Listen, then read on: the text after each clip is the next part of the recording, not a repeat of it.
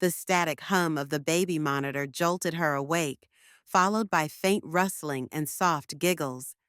Adam, she sighed, half asleep. She slipped out of bed, careful not to wake her husband, Mark, and quietly shut the bedroom door behind her.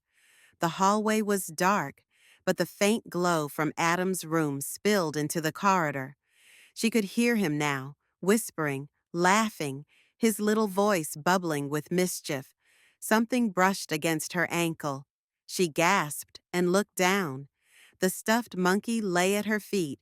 A weak smile tugged at her lips. Adam loved scattering his toys around the house, playing his endless games of hide and seek. Finding him had always been easy. Just follow the zigzag trail of his toys. But then her breath caught. That's how they had found him. Her heart ached. 6 months ago, she and Mark had followed the scattered toys up to the attic. At the end of the trail, they found the old wooden trunk, locked, sealed shut, and inside, Adam, cold, lifeless. They ruled out his death as a cruel accident. Cruel indeed. But then it started. She started hearing Adam's voice, his giggles, his essence spread throughout the house, started calling to her. The doctor called it trauma-induced hallucinations, but she knew better. Adam was still here, still playing, still calling for her in the dead of night. She shook her head. Number? She was losing herself again. Mark was right. She shouldn't be skipping her meds. But the delusions, the whispers, the laughter, they were all she had left, her only solace. She reached Adam's room and slowly pushed the door open. The soft yellow nightlight flickered. The air inside was thick, heavy, wrong. The crib stood empty. The stuffed monkey, the one she had just tripped over in the hallway, was now perched on the shelf, staring at her. A sob choked her throat. She wanted to be with him. She wanted it to end. Morning came with the sound of urgent voices and the beeping of hospital machines. "We found her in Adam's room this morning," Mark's voice murmured over the phone, cool and measured. "She slit her wrists.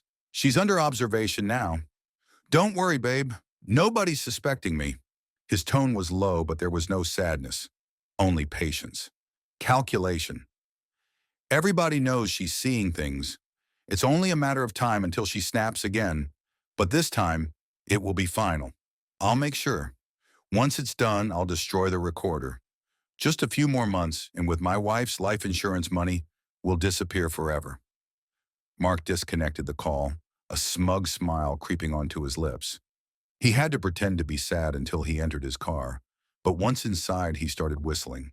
His wife's descent into madness was faster than he expected. "Soon," he whispered to himself. As he stepped into the house that evening, the stale air and scattered belongings served as a stark reminder of his wife's unraveling state. He climbed the stairs only to stumble over the stuffed monkey. He smirked. The two-monkey trick had worked. She never questioned it. The illusion of Adam scattering his toys had been the perfect tool to push her further into the abyss. Mark walked into Adam's room.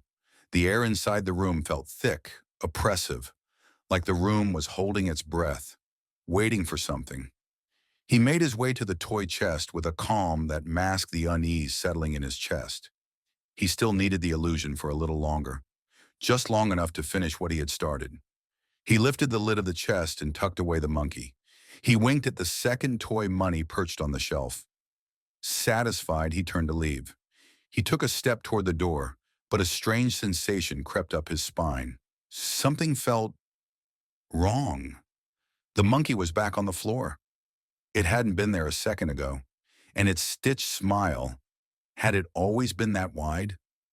Behind the monkey, Adam's toys stretched across the floor, forming a perfect zigzag path, leading straight to the closet. The closet door creaked open inch by inch. A soft giggle echoed through the room, swallowing every other sound. Mark's breath hitched. The closet door inched open, revealing nothing but shadows. The air grew thick, suffocating. A damp, musty scent, like old wood and something long forgotten, filled his nostrils. Then the giggle came again, closer this time. His pulse hammered. This isn't real, he muttered, stepping back. His foot landed on something soft. He glanced down. Adam's stuffed monkey, but now its stitched smile was wider, stretching too far, its beady eyes glistening in the dim light. The whisper slithered through the air again, colder, sharper. You shouldn't have done that, Daddy. I won't let you hurt her. A small hand, pale and bruised, shot out from the darkness of the closet and grabbed his ankle. Mark screamed.